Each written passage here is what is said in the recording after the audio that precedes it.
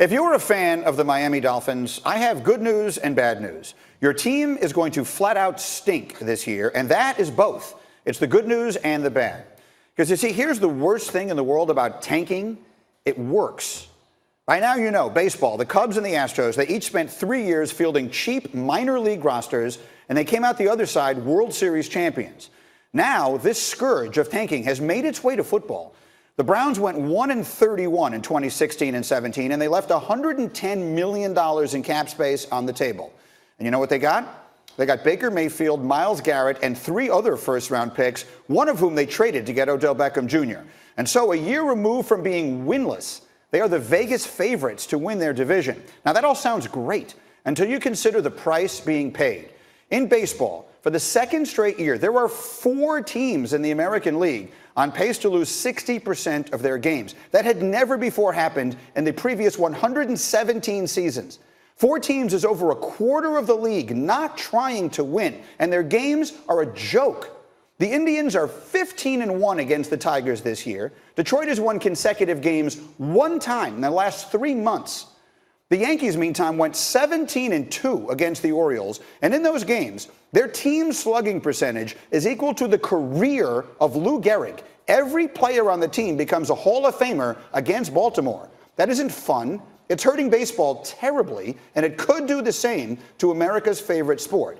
Now, 1 team at a time tanking is not a big deal, but this cannot be allowed to spread.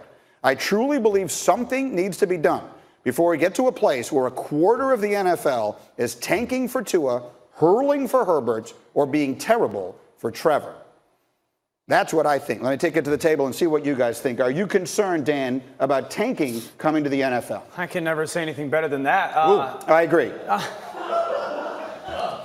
I don't see that it'll become an issue in the NFL because of the way the salary cap is set up, because there's a floor with how much you have to spend, because of the injury concerns or the injury happenings that happen in the NFL over and over again. And the owners, I think that the owners do a really good job of making sure that if you do own a team, it's for the right reasons. What do you think, Paul? By the way, you read and you talk like a New York Times bestseller. Yes, which you are. I know. Let's keep flattering me. I'm enjoing that. I love Let's it. work our way back to the subject here, which is tanking, which I consider to be the worst thing in sports. I think you overdid it.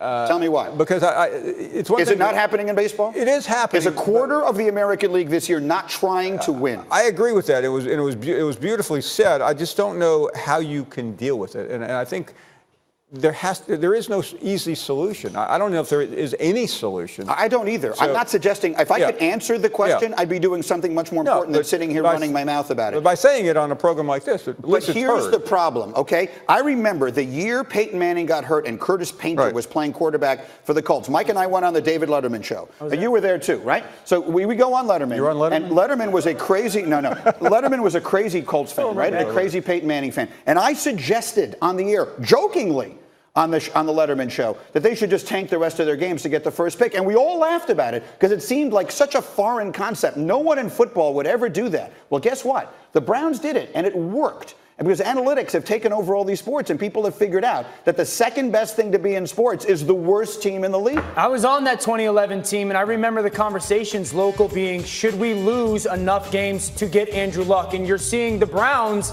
and them benefiting. Now, has it worked in totality of winning a championship in the NFL? No. But this is the team that has been talked about the most and certainly has as high as many expectations are for teams in the NFL. So in many ways, it already has worked.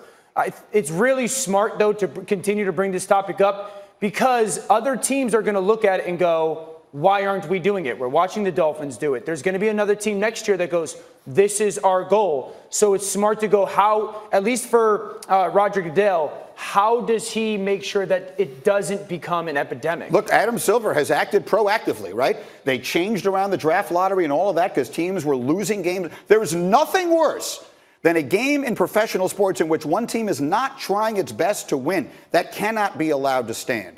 All right, let's move to something else here. Let's get to college football performances that you saw over the weekend, Dan, that impressed you. Well, let's start with Justin Fields. Well, the transfer portal worked. Certainly for these quarterbacks, Justin Fields lit it up for Ohio State. Jacob Eason had a huge afternoon for Washington. Jalen Hurts did something Kyler Murray never did at Oklahoma, 500-plus yards and 6 touchdowns. Justin Fields, the thing that he did so well was decisive with the football early on, great play calling by Ryan Day, and then the feet, the athleticism was going to be a big deal. If he continues to develop as a passer and grows week by week, he'll be challenged this week against Cincinnati, but if he grows week by week as a passer and adds the athleticism back to this offense that we've kind of known it to be as a runner, this team offensively will be very dangerous moving forward. So the transfer portal for quarterbacks was a huge win. Justin Fields had a big weekend. Jacob Eason is a guy that was at Georgia his freshman year, played some his freshman year and was really good. He decided to leave Georgia and he transferred back home to Washington. And you talk about a guy who had a huge afternoon. He threw for 350 yards. He threw for 4 touchdowns. Justin Herbert had all the conversation about Pac-12 quarterbacks this offseason. And Jacob Eason wanted to remind everybody, I'm 6'5", I'm 240 pounds, I can throw the ball downfield. His arm strength and the ability to make some unique throws or difficult throws downfield could put Washington really in the playoff picture, certainly in the Pac-12 championship picture. But I got to talk about a guy that made me talk about Justin Fields and made me talk about Jacob Eason, and that's Jake Fromm. The reason why I had to talk about those guys is because they were once at Georgia. And they're no longer at Georgia because Jake Fromm. Jake Fromm isn't flashy. He's not going to throw the ball 65 yards downfield. But all this cat does is win football games. He made sure that those guys could not stay in Athens. He's a great quarterback. Is the NFL going to like him? Are they going to fall in love with Jake Fromm? No, because he's not flashy. But he will become a good pro quarterback if he continues. If he will become a good pro quarterback because he does all the little things correctly. The arm strength isn't great, no, but he's tough. He's decisive. He's accurate with the football, and he wins football games in the SEC. Give me one more. Jalen Hurts. Let's go Jalen Hurts. Listen, I want to make sure everyone understands. Jalen Hurts did something that Kyler Murray never did at Oklahoma. You talk about a guy that has only gotten better at the thing that everyone said he was not good enough at.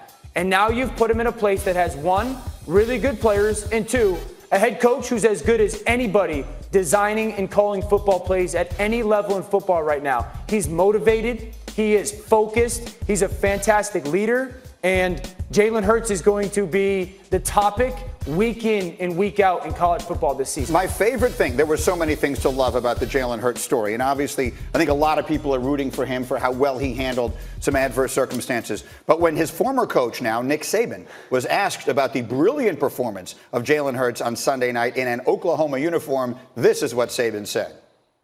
I didn't see the game last night. We work on Sunday nights, but I hear he played extremely well, did an outstanding job, and that doesn't surprise me in the least bit. We're really happy for him, not only in the way that he handled himself throughout this entire process, but now that he's having success as well.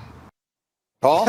So Nick Saban. I mean, he could have been effusive. So, yeah, we're working late. We had the game on in the background, but no TVs in the Alabama complex. It's like a $10 billion facility. But that is so classic Nick Last Saban. night we worked. He doesn't go to school here anymore. I'm not watching. My favorite part when he was like, we work on Sunday nights. Yeah. Just making sure I know most of you Americans don't work on Sunday nights, but I do, and that's the difference. Because they have such a big game this week. He watched it. At some point he watched it. I mean, I could watch it on my cell phone, so at some point he watched it. Will there ever come a moment, or has there, where Saban will question, even for a minute, his own decision to go Tua over Hurts? No. I mean, it's an understandable question, but I think he's very happy with Tua.